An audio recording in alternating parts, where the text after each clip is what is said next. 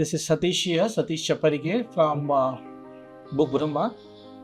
This is a legendary interview happening in Thrissur, and we are sitting with one of the legend in Indian literary world, and this series is called BBLF Talk,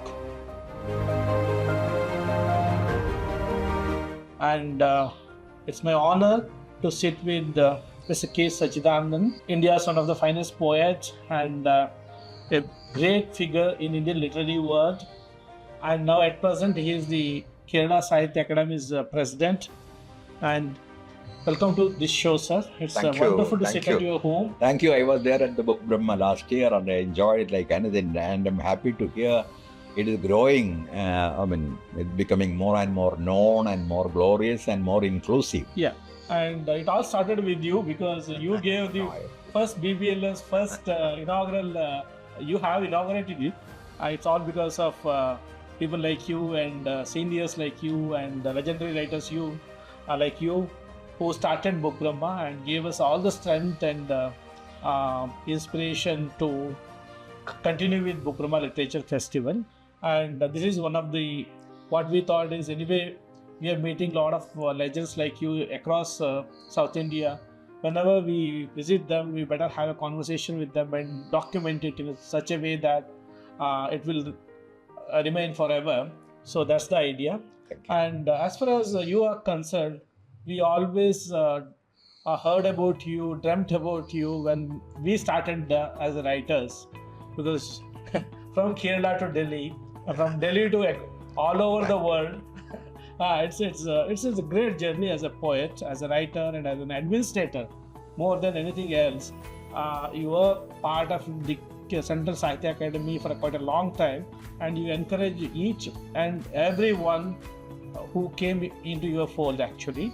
And let's start with your journey itself. I think, as far as I know, as a poet, you blossomed very early. Early age. I don't know whether I can call it blossoming. Anyway, I started writing when I was around 11, 12. I was in the 6th class. I still remember, I don't remember the lines, but I remember that poem was about butterflies and the brevity of life. Which surprises even me because that is not the age when one thinks of the of death and the the brevity, the transience, the temporary nature of life. But that poem somehow was there. Maybe I was influenced by some of the earlier poets like Kumaran, Ashan, very great poets who talked a lot and philosophically about human life and its conflicts. And who were also deeply influenced by great philosophies like Buddhism. So maybe all those influences worked in also bringing out the poet in me, even at that age. And then I have not looked back in some sense. I kept on writing, sometimes publishing in school magazines and later in college magazines. And by the time I was a postgraduate student, I began publishing in magazines outside the college, some of the well-known magazines of the time.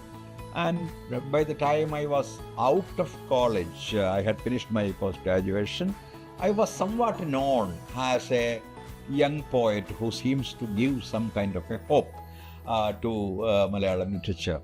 And then, of course, I continued writing. So poetry was the very spring and the source of all my writing, because I have done many other things, as you perhaps know. I've written a lot of critical essays, both in Malayalam and in English. And now at 72, I started writing short stories. At around between 65 and 70, I started writing poems for children. I traveled around the world, and so I have 4 books of travelogues or travel writing. I have quite a few travel poems also, which have been collected recently in a book published by Madhur Bhumi. It is titled Etra Cheriyadi Bhumi, which means how small this earth is. So that's exactly what I found when I traveled around. Because when you sit here and you imagine the West or any country in any other continent, you feel it's something strange, alien, or great, or too huge to approach and understand. But once you really begin to travel and you see the people, you talk to the writers, you talk to the readers, you come to know, no, we all belong to the same human race. I have a poem called The Tribe, where I try to say that all poets, in whatever language they write, belong to a common tribe. Because all of them have shared dreams, they have great, they have great understanding of human life and human conflicts. And I end that poem with, I don't know about the exact lines, but it's something like this, one poet is always there wherever many people sit together and laugh, and the same poet is always there wherever a single person weeps. So I think this is the function of poetry. On the one hand, it creates new bonds with all people and share the joys. But when somebody is absolutely lonely and desperate, poetry comes consoling that person and telling that person that his life or her life has not been in vain, and there are many joys perhaps waiting for him or her still, and there was a meaning to whatever he or she did or wrote or talked. And so this, the ultimate function of poetry, like all arts, is this: to bring people together. And to cry with the crying person, right from the beginning, like Valmiki said, and also to tell the savages, don't do it, savage, ma nishada. So don't do it, savage. It is almost as more than 7 decades now. Is poetry was your form of expression from the early the days of your life. I don't think it was a very conscious choice you made, but naturally it came to you. Yeah. How it happened? Yeah, it's very hard to say for anybody how he or she became a poet. I have always believed that poetry is something in the genes.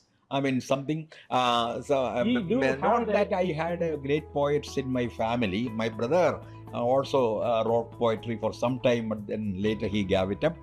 But there was an atmosphere of poetry around me, because I come from a place called Kodungalur, which is not far away from Thrissur, where we are sitting now, and that is most famous for Kunyikuttan Tampuran, a poet who translated the whole of Mahabharata into pure and beautiful Malayalam at a sitting, by which I do not mean sitting on one day, but continuously he sat in front of a temple and he read the Sanskrit original and he dictated the translation to somebody who would write it down. So he did it at one stretch. So that is the place where I come from. It is very difficult not to be a poet if you come from a place like that. And we had other poets like P. Bhaskar and quite a few other poets in the place where I was born. So yeah, around 70 years back, it is very especially Malayalam poetry was very rich. It made a huge impact on you, I think. Not only Malayalam poetry, maybe the all South Indian languages, we had a great poets, and the impact was huge. Yeah, clearly, because I don't think poets are just born like that. It is true, as I said, maybe it is something genetic. It is there in your bones or in your genes, and you have to develop it consciously. Even if you have, this is what I tell my younger, poets, in Malayalam and maybe in other languages who approach me how to go forward. I tell them, the first thing is you try to read as much poetry as possible in your language and in all the languages that you know, directly or whatever you get through translation. That is the first thing. And secondly, I tell them, try to translate poetry. from the languages you know. It may be English, it may be Kannada, it may be some other language that you are familiar with. Try to translate it, not necessarily to publish the translation, but to know how a poet's mind and imagination work. Because when you translate a line, Gayatri Spivak has called translation a kind of close reading. Her words are intimate reading. Translation is a kind of intimate reading. So you come to think of each word especially when you are not casually reading, but reading for a translation. You look at each word, you imagine how that word came there, what is that word doing there, and how do all these words combine to create a whole world of imagination. So it is one way of understanding poetry. Translation is a way of understanding poetry and a way of understanding how a poet's mind works through similes and metaphors and images and even ideas and thoughts. And that's the second thing I tell them. And then I definitely tell them, know your tradition. First, the tradition of poetry in your own language, without which you cannot move an inch forward.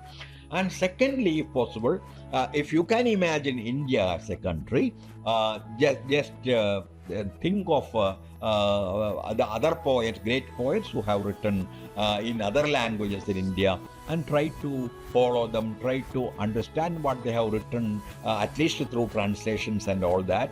And then if you want to go further, read world poetry, a lot of which is available in translation again, maybe in English, maybe in your own language. So read all that. So these are the three things I tell them. And of course, practice. Study your language very closely with all its nuances and subtleties, not in the broad sense, but in a very, very microscopic, very subtle kind of sense, because ultimately poetry is a language art. Whatever be the idea you are trying to convey, whatever be the politics you have, whatever be the vision of life that you have, ultimately poetry is a language art. So you should master the language in order to write poetry. These are the 4 pieces of advice, even though I am nobody to give the advice, that I generally provide the young poets with. I tell them, do these things and they might help. If you go back to 1950s, when you were started 1960s or like 60s, especially the poets from the European poets and the Russian poets and other languages, they made a huge impact on Indian writers, especially poets. Yes. What are those impacts on you especially? As you know, if you look at the father figures of modern poetry in India, like Adiga in your language, or Gopal Krishna Adiga, who has also been translated into Malayalam, Bhumi Gite. And then if you look at somebody like Sri, or even before that other poets in Telugu, or you look at Kana Subramaniam, Sundara Ramaswamy, etc. in Tamil, and I'm not naming other poets, I can name most of those father figures, but if you look at all of them, you can see that there is a general impact of modernism. So they might have maybe studied or read T.S. Eliot to begin with. Then they might have read, Lorca or Pablo Neruda or Cesar Vallejo or quite a few other poets from other languages, Spanish or French, maybe Rimbaud, maybe Mallarmé. So because all these poets, even though they were all different and created different worlds, had something in common. And what they had in common was a great desire to change the mode in which poetry is written, to write a new kind of poetry in terms of rhythm and meter, in terms of the use of language, in terms of images, in terms of the way imagination works. So all of them tried to create a new scenario for poetry in their own languages. That is something common to them. But if you look at each poet you will find different kinds of influences, so somebody may be influenced by Pablo Neruda, for example, or somebody may be by Bertolt Brecht in German, and somebody, as I said, maybe by Baudelaire in French. So the influences may be different, and because that also depends on the poet's own understanding of life, how he or she looks at life. Somebody who is very radical might like Neruda or Brecht, but somebody who wants to write a good love poem also can love Neruda, because he has written all kinds of poetry, and so it depends. Or if you have if you are very conscious of the evil that works in life, you may read Flowers of Evil, Flodimal, Baudelaire's great work. So different influences come to you, or you absorb different influences, partly according to your own temperament and your own vision of life. So what I was saying simply was, modern poetry all poets have something in common, but each poet has something very special to him or her also. And for me, these influences have been perhaps changing, or that keeps happening to all writers. Yeah. Because in the beginning, true, it was during my postgraduate days, I studied, Ezra Pound and T.S. Eliot and W.H. Auden and Stephen Spender and all those modern English poets. That was perhaps the beginning. That is the time when I was also trying to write a new kind of poem using a new kind of idiom. Even though I was not directly influenced by the wasteland and all that the peculiar loose structure and the way in which the images were used particularly had a great impact on me. And later I began to read a lot of French poetry in translation. That was the time when Penguin was bringing out a series of poets called Penguin Modern Poets. They were British and American poets. That was also the time when another series Penguin had started began to come, Pelican Modern Poets. And in Pelican you had poets from outside US and Britain. And I think you also perhaps passed through that, because they had Fernando Pessoa, they had Neruda, all kinds of poets from other languages. So I began to read them, and indirectly maybe being impacted by the way they looked at the world. In short, I learned to look at the world and look at life in different ways from all these poets. Maybe you could stand here and look at life, you could stand there and look at life, and these lives may be, they may have something in common, but they could also be a little different. Because like a small man looking at a tall man, or a tall man looking at a small man, there is a difference in seeing the world, seeing human life, seeing sorrows and joys.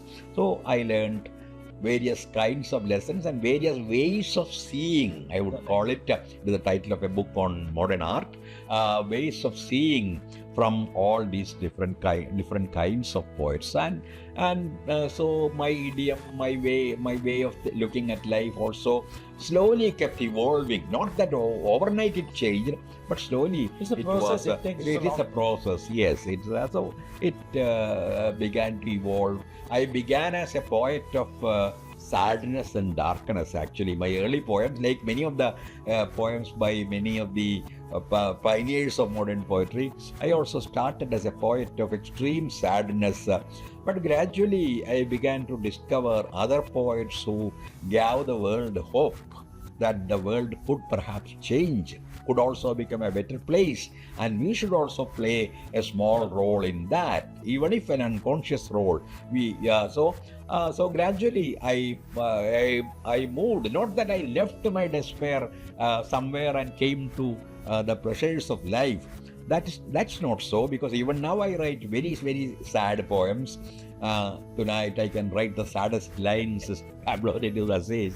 So one can continue to write sad poetry, but one also began to look at the other side, the brighter side of life. See, if you no doubt, almost all Indian modern poets had a huge influence from the Europe or Western poets. Yes. And in the meantime, we always have our own contemporaries in other languages. Sure. And is that made any huge difference in your way of looking into life and No, certainly. For example, I read these Kannada poets, just to take an example, very early because they got translated into Malayalam. Like I said, Adiga's Bhumigite, Lenger's great poem on Mother, and quite a lot of other major poets of that time came to be translated into Malayalam. And they were published in Kerala Kavita, which was a poetry journal that Ayyappa Panikar edited, and 20 of us had together started. In every issue, one Indian poet and one poet from outside would be translated, along with, of course, Malayalam poems and essays on Malayalam poetry and all that. And that's where I came across Adiga, and I was surprised by the beauty, by the insight, by the way he the way he looked at human existence and all its conflicts and his attachment to earth and real life and reality. So all these attracted me very early, and this happened many times over. When I read Mukti Bodh, the great Hindi poet, for example, Ajay and Mukti Bodh were the beginners in Hindi. Again, there was Mukti Bodh, again talking, in different ways about human life and looking at human life. His poems like Brahmarakshas spoke about the evil that is there within all of us and the need to get rid of that evil. So I can name poets from every language. I can speak about Sridhamshi Yashashchandra in Gujarati, or people like Dilip Chitre or Kusumagraj in Marathi. So in every language, and many of them, remember, have been translated into Malayalam. Some I did, but many others did, and all these had a kind of impact on me, and they taught me about the complexity of poetry, about the variety and diversity of visions of life, uses of language, and the gradual evolution of style in each of these poets. If you look at each of them, you will find, because I have read some of Adiga's last poems, which I did not very much like, but then he had a right to change and evolve and all that in whatever way he chose. I will not deny that right to him or to myself. But then there are some stages in which some poets write their best poems. I think we have natural thing. Yeah, natural. Yeah. Some write it at the very beginning, some in the middle of their life, some maybe toward the end of their life. This keeps. Best can come only once or twice. Not always, obviously. Yeah. And another thing, see, what this question is not only for you; it's a general question I am asking you. Yeah. See, the best expression for any creative person, especially in writing, comes in mother tongue. Is it right or wrong? I believe so, because I write only in my mother tongue. I later translated in English. Many of them I have translated myself. Not many, but most of them I have translated into English. But for me, my life is in Malayalam. My inner life happens in Malayalam. My imagination is in Malayalam. My images come to me in Malayalam. My words come to me in Malayalam.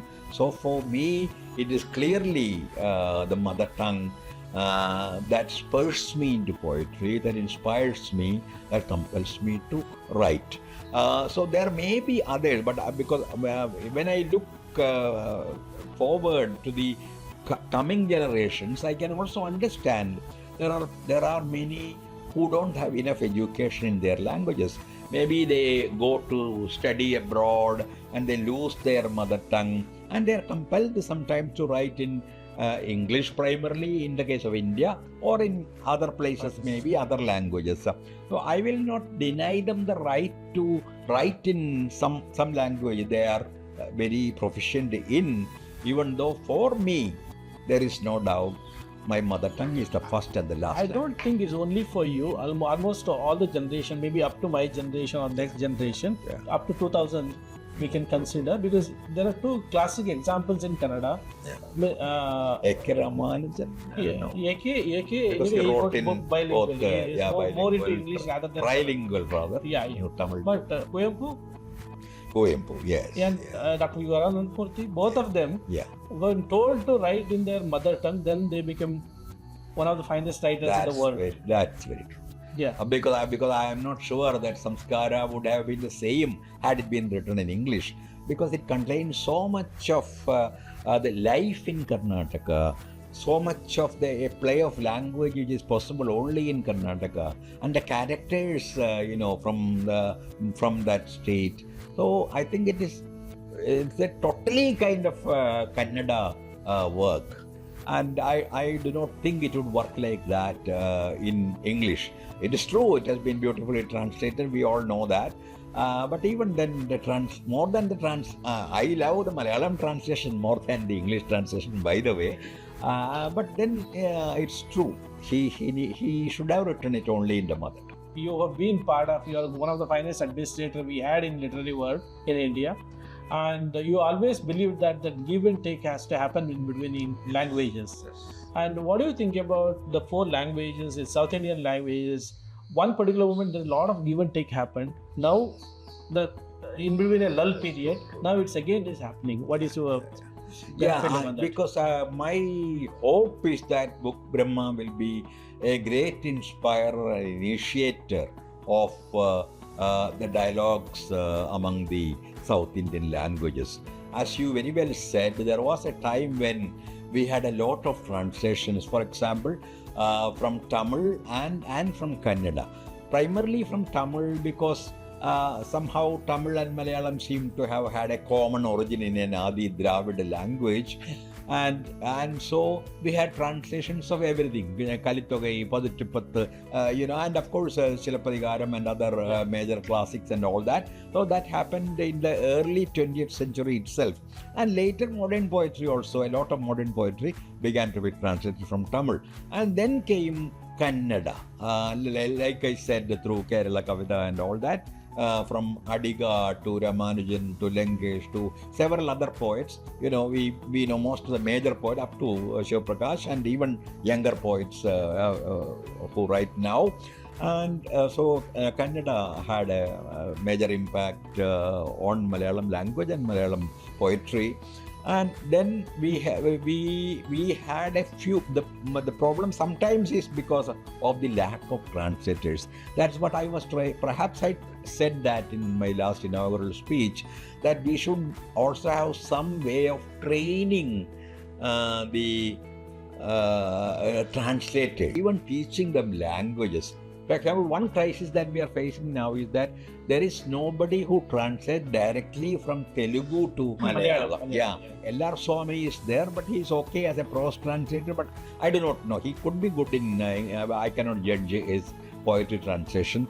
But then there was the brother of M.T. was there, who was called M.T.N. Nair. He also knew Telugu, and he brought a lot of Telugu fiction into Malayalam. But now, we do not, Swami himself is very old, and we do not have any young person who seem to be, maybe there are people, so we need to discover them and train them. This should happen in, at least among the South Indian languages to begin with, maybe gradually other languages too. So I think we should have a training program and workshops. Book Brahma should focus not only on the festival, which is of course very important, but maybe in between, at least one workshop with 2 languages in 1 year. So that would be a great contribution to mutual understanding. Certainly we will look into it.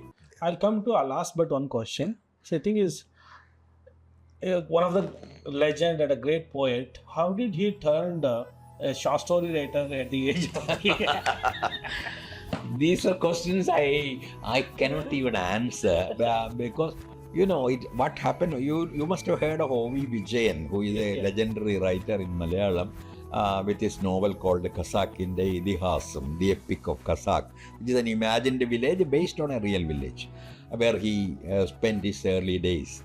So I one day, and that novel ends with the hero, the protagonist Ravi, being bitten by a snake, and he lies there unconsciously. Vijayan does not make it clear whether he survived or whether he died. So one night, it was maybe 2 o'clock or something, I suddenly imagined, what if Ravi comes back to life? What will he see today? So I placed Ravi in today's context and make him look at. So he goes to a library. He finds a novel called Khazakati Dihasam, where there is one Ravi as a hero. So it's all fantastic actually. So and then he passes through the village of Khazak, and it has changed. There is an Ovi Vijayan memorial there. He looks at that. So the whole thing happens in imagination. That was my first story. It was called Anantaram, which means afterwards. And then I thought maybe that story was published by Madhubhumi Weekly and celebrated by a lot of people. But again, I did not have an idea I would write another story. Then gradually, once in a while, I began to be confused a little. Is it a poem or is it a story? So sometimes some of these ideas or images which came to me would turn into a story. Some of them would turn into a poem. So now I am working between them and wondering which idea will become a story and which will become a poem. You know, I have a story on robot. I have a story based on the floods in Kerala, where the Kerala is already completely underwater in that story. And then over that, a father and son are traveling in a boat on water, and the father says, you know, we had a motherland called Kerala, now it is underwater. If you look closely, you can see the ends of some coconut trees and all that. You know, so all my stories have an element of fantasy in them. That is also because I like that kind of stories, you know, Borges and Calvino and Marquez, and so I like the way they imagine things or make things up. And in some sense, maybe all my stories, I have not written a single story which can be called realistic in the old sense. Always there is this kind of a strange kind of imagination working. So, well, I can only say it came to me, and it has stayed with me. It may leave me any time also. Is there any possibility of a novella or a novel also? I do not again know, like I did not know, because I have written, for example, plays. I wrote a play on Gandhi in the 90s. It was written for a forum that we had, a secular forum kind of thing. And I thought I should write a play on the last days of Gandhi, when until he was killed. And that was staged in 90 places in Kerala and all that. And then no play. And suddenly, now that I have come back to Kerala, I recently wrote 2 plays. One is a short play, again going back to Gandhi, his African life, and then his up to the Dandi Yatra, that salt satyagraha. That is a short play called Salt. And then I wrote a play on Sri Narayana Guru, who happens to be one of the great, philosophers of Kerala. So I am taking a second look at Narayana Guru. Of course, I have read all, because he was also a wonderful poet. I've read his poems. I've read much about him. I read more about him for this play. And he comes out as one of the greatest philosophers, not only in India, but even outside. And so I decided I need to reinvent Narayana Guru, because sometimes they reduce Guru into a caste symbol. It's a very unfortunate kind of Today thing. we are speaking about Narayana Guru today. Yes, you know that. So he said, there is no caste, no religion. If the Christians invite me to have a church, to lay stone for a church, I would do that. If the Muslims invite me, well, for a mosque, well, I will go there and lay the foundation stone. So of course, he had to travel a long way to reach that and to be bold enough to say that. When he was bold enough, he said, "This is all. There is no caste. There is a religion, but there is only one religion, even though we speak in different languages and all that." So, and that he was a visionary and also a social reformer of a major kind. So I thought I should write a play on Guru, so that people begin to understand Guru in a different light, not as a caste leader, but as a great philosopher. He was an Advaitin, but he interpreted Advaita in his own way. Not only the difference between man and, the identity of man and God, but the identity of man and his own other or her own other. I and you are one. So Aham Brahmasmi, he added, so I am also you. I am not only Brahma, I am Brahma, of course, I am also you. So that's what, so it was a great message of Maitri after Buddha had preached Maitri long years ago. So almost last 3 decades, you have been a big mirror for Indian literature as an administrator and as a writer and a poet, and almost every spectrum you have covered. And what do you feel about the maybe all the forms? I'm talking about poetry, I'm talking about fiction and everything. What do you feel about the present crop and present writers who are emerging from Indian languages? Especially there when you are, talk about there are, because I'm not a cynic, and so even because one thing I had always decided when I was young was I will not become one of the cynics that the old men are. so I will not speak cynically about the new writing. There is some good new writing happening. It's a mixture. And if you look back, it has always been a mixture. Only because now literacy is spread, there are so many people who know the language, who can handle the language. So naturally the number has increased. But for one good poet, there were 10 bad poets. If I can use these terms without explaining the meaning. And so today, for one good poet, there may be 100 bad poets, because language is spread and many people do. And there is people feel like expressing themselves in poetry and all that. So I would only say ultimately time will decide who will survive and who will not. I say that with the full understanding that I may not survive, but I will accept that judgment of time, whether I will survive or whether others will survive or not. But one good thing that is happening, especially in poetry, is that marginalized sections are coming up.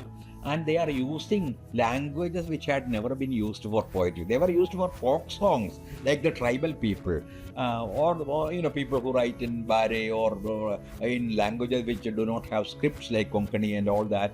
So, people are coming up from different unknown languages, making the invisible visible, making us hear what we had refused to hear, and that is.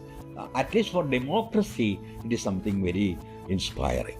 I do not know whether it will be also for poetry, I hope so, but for democracy, it is a great thing that we are beginning to see people we had never seen and hear what we had never heard or what we had decided not to hear. But now we are hearing that. That's important. This is my last question for you. What is the responsibility of a writer in the context of making this society more united and more meaningful? Yeah, the first responsibility is writing. Because writing can never go, if it is genuine writing, it can never go against humanity. It cannot create hatred. It cannot create a division among religions and castes and all that. So I will not say that all the writers should be committed and should belong to that party or this party. I will never say that. I have never believed in that, and I am not going to believe in that. But I will certainly say that writers should be human beings too, and they live in society. So when they begin to use language, just imagine that this language was not created by you. It has been handed over to you by generations of human beings who have been speaking in it, singing in it, writing in it. So you belong to society. Language belongs to society. And so when you write, obviously, since you are a worker in language and not in the soil of language, you cannot but be committed in a very, very broad sense, not in any narrow sense, but society, social evils, what is happening around us, dictatorships coming up, leaders trying to divide people. All these will become the natural material of all writers if they live with open eyes, especially in a very unkind time like ours. So bring kindness to this unkind time, bring love to these times of hatred, bring unity in these times of disunity, and bring diversity in the times when they are trying to reduce everything into a single language or a single religion or whatever everything is seen as single. So have a sense of diversity, have a sense of love and understanding, and I think that should do, because any ideology can turn into an authoritarian ideology. We have seen it in Soviet Union, we have seen it in China. So let us not blindly believe in any ideology, but find ultimately in humanity, in humanism, in the love of human beings, in the capacity of human beings to suffer and still to retain friendship and good relationship with other human beings, and also, I would say, animals and trees and everything around you. And I think that is the function. Thank you so much for this allowing me to get crash and do this interview. Thank you. Thank you so much. And it's always a pleasure talking to you. On behalf of Book Brahma and BBLF and all the readers and all the lovers of literature from India and abroad, I thank you so much for this great evening. Thank you so much. It was good. Thank you.